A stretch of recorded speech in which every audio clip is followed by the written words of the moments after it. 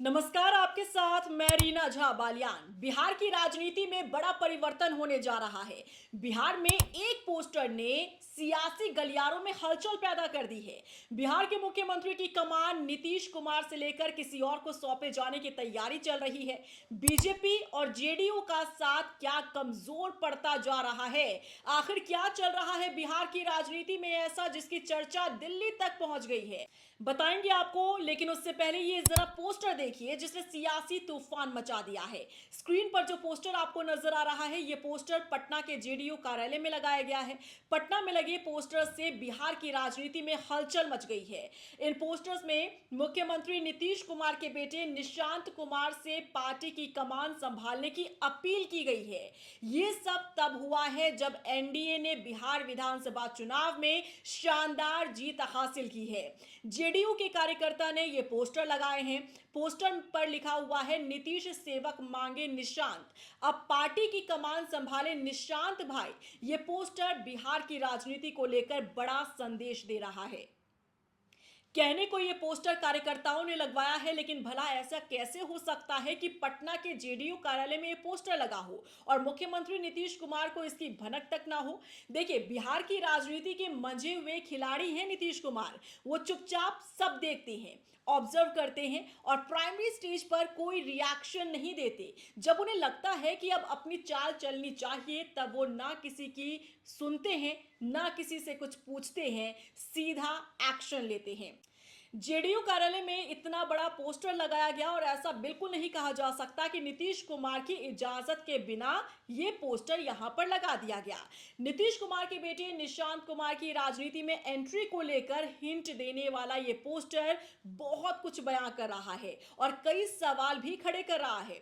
देखिए, ये पोस्टर ऐसे समय पर लगाया गया है जब माना जा रहा है कि बीजेपी मुख्यमंत्री का चेहरा बदलने पर विचार कर रही है, क्योंकि इस बार बिहार विधानसभा चुनाव में बीजेपी सबसे बड़ी पार्टी बनकर उभरी।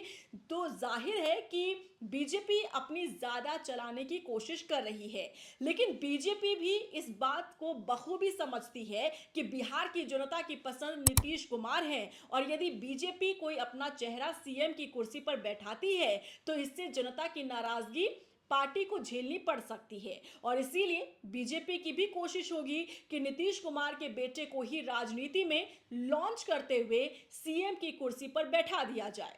लेकिन जेडीयू या नीतीश कुमार किसी भी सूरत में बीजेपी को इसका क्रेडिट नहीं लेने देना चाहती। यही कारण है कि अब जेडीयू ने भी नीतीश कुमार के बेटे को राजनीति में एंट्री का इशारा देना शुरू कर दिया है।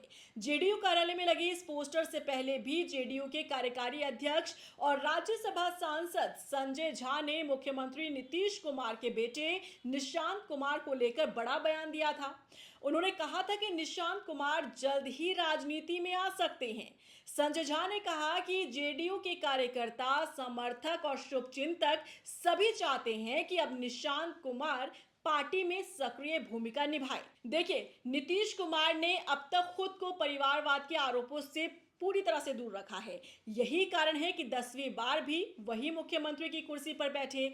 लेकिन अब स्वास्थ्य कारणों के चलते यदि परिवर्तन किया जाता है तो निश्चित ही नीतीश की कुर्सी किसी और को देने के बजाय उनके बेटे निशांत को ही कुर्सी दी जाएगी। यहां तक कि नीतीश कुमार के बेटे निशांत से जब जब उनकी राजनीति में एंट्री को लेकर सवाल पूछा जाता रहा है, वो हमेशा टालते रहे हैं।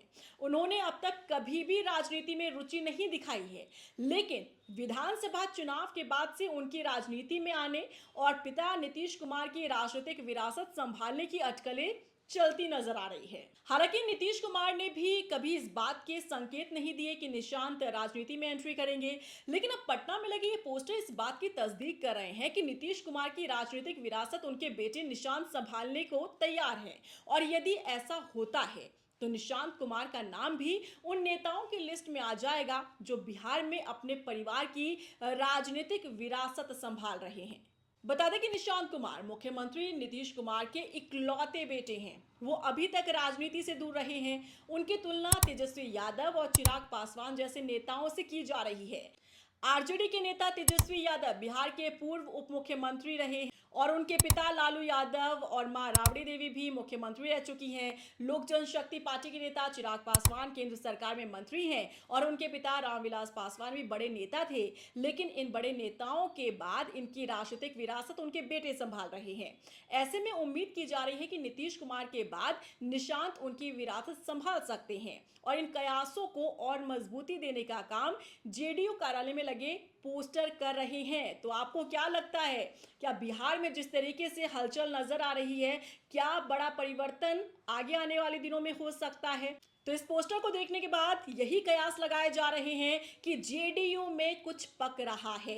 बीजेपी अलग सोच विचार कर रही है, जेडीयू अलग प्लान तैयार कर रही है। बीजेपी की कोशिश ये है कि कोई अपना चेहरा सीएम की कुर्सी पर बैठाया जाए, लेकिन यहाँ पर बीजेपी इसे लेकर भी कंफ्यूज नजर आ रही है क्योंकि एक अच्छी पकड़ बिहार में रखते हैं, जनता के बीच एक लोकप्रियता कायम की है नीतीश कुमार ने। और ऐसे में अगर कोई बीजेपी का चेहरा मुख्यमंत्री की कुर्सी पर बैठता है, परिवर्तन अगर होता है, तो जाहिर तौर पर बीजेपी को जनता की नाराजगी झेलनी पड़ेगी और इसमें बड़ा नुकसान हो सकता है।